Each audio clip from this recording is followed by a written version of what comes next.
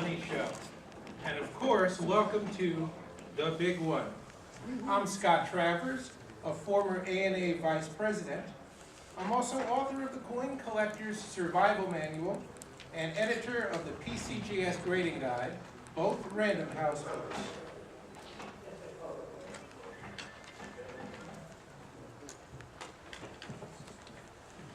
I'd like to recognize some of the extremely important people in our audience today. First person is Larry Shepard, Executive Director of the American Numismatic Association. Larry, can you please stand up and be recognized for the extraordinary work for history and the science of coin collecting. Thank you for everything you do. Oops, sorry. I had to call you back. Beth Deisher, the editor of Coin World. Beth, please stand up and be recognized.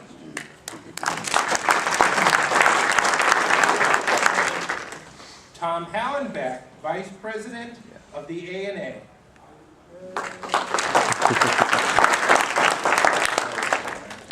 David Harper, do I see David here?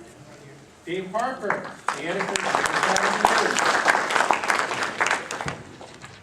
Thomas Trimback, the publisher of Coin Age magazine. Tom, please stand up. William H. Horton Jr., a former president of the American Numismatic Association. Bill Horton.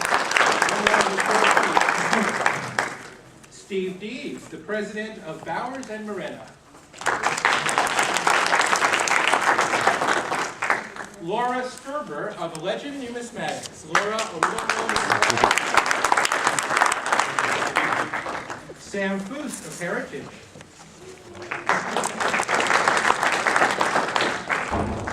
Renowned small cents and coppers expert Rick Snow.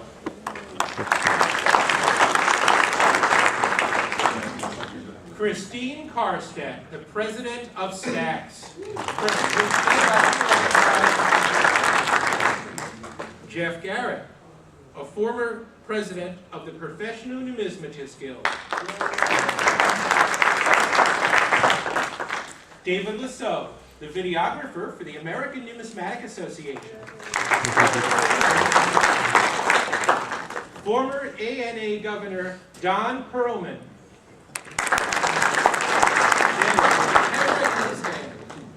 And a warm round of applause also for all of the persons who are distinguished, who I neglected to mention because the list is just getting too long. Please clap for yourselves. I'm going to ask you all to please hold your questions until the end. We are definitely going to be taking your questions and be giving you some great answers. Well, progress is our most important product. The slogan belongs to GE, not PCGS, but the concept is common to both of these innovative companies. And the news today from PCGS, the big one, if you will, is generally electrifying. What's more, progress is a very important part of it. I will save the details for David Hall and later Don Willis to announce. What I will tell you, though, in broad outline, is that this is the greatest leap forward in the evolution of coin grading since the American Numismatic Association published its official grading standards book 33 years ago.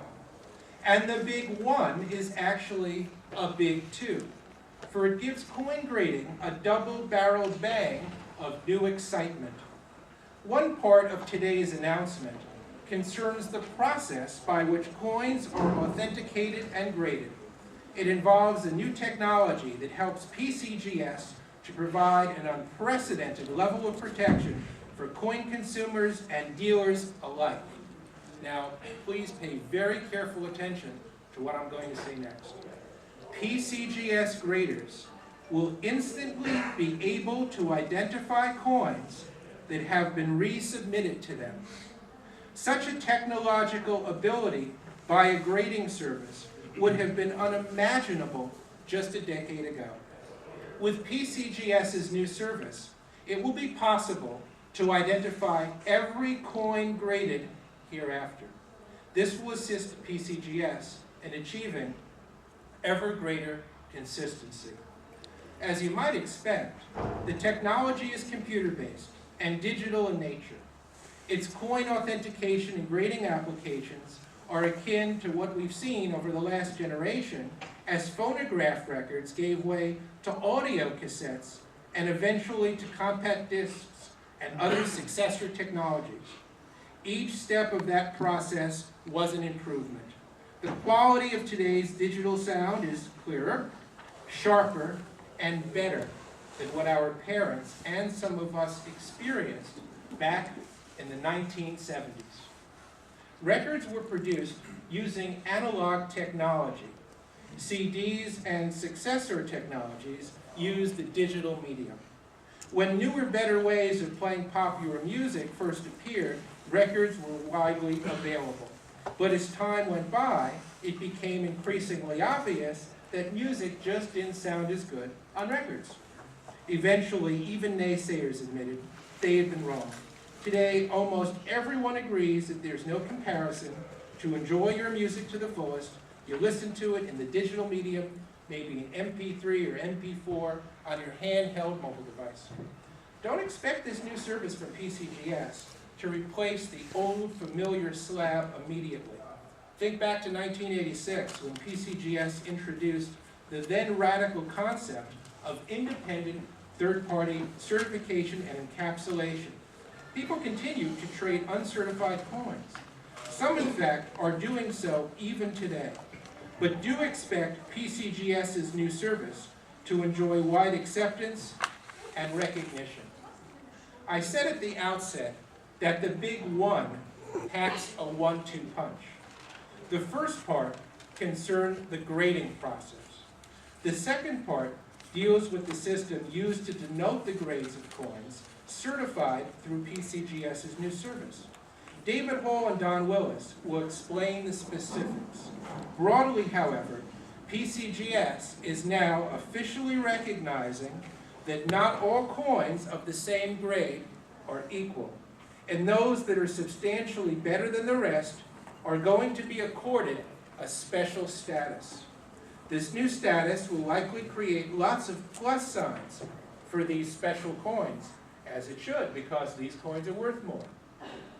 Some might dismiss this as merely recognizing premium quality or instituting fractional grading, but it is not. All of the new internal numerical grades are whole numbers, and there's an obvious parallel for modifying a numbering system if the change makes it fairer and more accurate.